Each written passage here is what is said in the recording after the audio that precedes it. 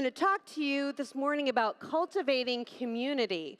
And as we get started, I wonder, have any of you ever been in a small group where you've had a group member who just wants that talking stick all the time? Like once he or she gets going, there is no stopping him or her. And this person, you kind of sense maybe has a little bit less social awareness than would be ideal. Do you know what I'm talking about? And kind of hijacks the group experience for everyone else. Maybe I'm alone in that, but no? Okay, how about this in a small group setting where you've had someone and maybe you've been leading or maybe you've just been a group participant where you've so longed to see that person be drawn out of themselves. You know they never talk, they never speak up, they look really shy and nervous, and you just wish that they would feel comfortable enough to come into the community a little bit more. Well, Walking with Purpose, I was leading a small group some time ago, and I had a group that had both of those characters there. And so I'm going to call one of them Quiet Carol because this is being live streamed, and you never know, Quiet Carol might be listening and know that I'm talking about her. Anyway, she came into the group, never said a word, and always sat a little bit back from the circle. So we had, the circle of, say, 12 people, and her chair even was always a little bit removed. And then we had a woman, we're going to call her Chatty Cathy, who was right in the center of everything all the time. And this particular day, she was on a roll, and there was no stopping her. And the topic of interest to Chatty Cathy today, mind you, that was not a part of the Bible study we were studying. It was not a part of what we were really supposed to be discussing. But what she was very concerned about was people holding hands during the Our Father. And so whether we wanted to or not, we were going to hear every single reason as to why that was not okay. And when she finally took a breath, Quiet Carol raised her hand. And all eyes turned to her because she never talked. And this is what she said. She said, I like that we hold hands during the Our Father, because it's the only time in the week when I'm touched by another person. And everybody just fell silent, sitting in the presence of such vulnerability, such honest sharing about her experience of isolation. Loneliness. When Dr. Vivek Murthy took office as the U.S. Surgeon General, he did not think that loneliness was going to be a public health concern. But then he began traveling around the country and leaning in and listening to people. And time again, he heard people say things like this. I feel isolated. I feel invisible. I feel insignificant. I have to shoulder all of life's burdens by myself. If I were to disappear tomorrow, no one would notice. And this, and then a lot of research out there that's available, caused the U.S. Surgeon General to declare an epidemic of loneliness and isolation. And we are growing increasingly socially isolated even as our social networks are exploding. What is it that has led us to this place? Well, there are many reasons why we have gotten here. First of all, extended families no longer stay close together. That family used to be built in community, and it no longer is. We have long commutes that cut into social time, and it's been found that for every 10-minute increase in your commute, there's a 10% decrease in the likelihood that you're going to have close social ties. I don't need to tell you that families run in many directions, that our time is consumed with all sorts of extracurricular activities for our kids, that we've lost that time around the dinner table and just that deeper sense of community that families have traditionally offered. And then we've got the decline in church attendance and membership, another place where we have always been able to find a sense of community in the past. So at first glance, it would seem that our social media saturated, busy, frantic world has little to nothing in common with that of the early church. The apostles and the early Christians led a social revolution that literally turned the world upside down as they helped thousands connect with each other and with the Lord. And we look at that and we read about that and we're like, well, that was then and this is now. Like the situation we're in is so completely different. But do you know that at the core, People who lived during the time of the early church and people today are actually after the very same thing. And this is the same thing that the people are hungering for, that you're going to turn around and go out those doors and go home and try to minister to. So do you want to know what it is? What it is that we all have desperately needed and wanted? First of all, we want to know that we matter. I really do not believe that there are any exceptions to the rule. We want to know that we matter. We need to know that our lives have meaning, and we are seeking connection. We were created with an inner void that would cause us to search for connection with our Creator. But during that search, we need earthly relationships to give us a taste of God's love. You see, the human heart has not changed through the centuries. Our needs and our hungers remain the same. So that leads me to say, how did the early church do it?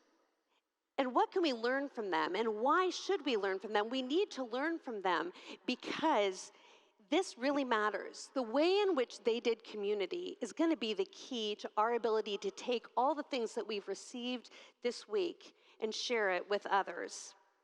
And if we were to crack open the book of Acts to chapter 2, what we would see is people choosing community over comfort. And this is where we see the beginning of the Christian church. And it gives us a vision for what Christian community is meant to look like. So I'm reading from Acts chapter 2, verses 42 through 47. And they held steadfastly to the apostles' teaching and the fellowship, to the breaking of the bread and to the prayers. And fear came upon every soul, and many wonders and signs were done through the apostles. And all who believed were together and had all things in common. And they sold their possessions and goods and distributed them to all as any had need. And day by day, attending the temple together and breaking bread in their homes, they partook of food with glad and generous hearts, praising God and having favor with all the people. And the Lord added to their numbers day by day those who were being saved. When the church comes together and offers an experience of true community, transformation happens. And when the church addresses not just physical and spiritual needs, but emotional needs as well, then the crisis of loneliness takes a huge hit. When we remember that we belong to each other, that we are responsible for each other, then what happens is the watching world wants what we have. And St. Paul emphasized the need for us to really pay attention to this in Galatians 6:2 when he said, bear one another's burdens. But this isn't easy. Bearing one another's burdens is costly, and we are frankly already tired. But it is key that we learn how to do this, how to bear one another's burdens in the context of community. Benjamin Wendell writes, though, about why this is difficult and how this is difficult in his book, Digital Church in a Lonely World. And he says this: we all carry brokenness, personality quirks, and the ability to make choices that hurt others. However, the potential pain of being in community is not simply an unwanted byproduct. It is a key part of being in community. It is the very fact that community costs us something that makes it valuable. It is within our church community that we get to practice interpersonal gospel actions like forgiveness, graciousness, and kindness. And what we learn along the way about practicing the way of Jesus in a local church community is like training for our everyday lives. It is not meant to be sterile, clinical, and polished. It's real, which means it's messy. And I want to zero in on something here. The potential pain of being in community is not simply an unwanted byproduct. It is a key part of the purpose of community. Why are we experiencing an epidemic of loneliness and isolation? I shared with you some statistics that point to why, but what I really believe is also at play is the fact that isolation is frankly easier, oftentimes. Because what happens is we get into community, and most of you here have done the hard work of either being in community or creating community for others. And this can be in your church, it can be in your religious community, it can be in a small group, it can be in your family. That is also an experience of community. And what happens is that we come up against the pain of being in relationship with broken people. And we get hurt. And people trigger us, and they make us angry, and we conclude that this is just simply too hard. And so we pull back and we isolate. But here's the thing. The very circumstances that so often are indicating to us that we need to pull back from this community are the very things that God is bringing into our lives through the community so that we can be transformed into the image of Christ. They're exactly, in fact, what we need. We have such a focus on self-care right now that I'm seeing a growing tendency to take Christian practices which are good and to use them as if they're a part of our wellness plan.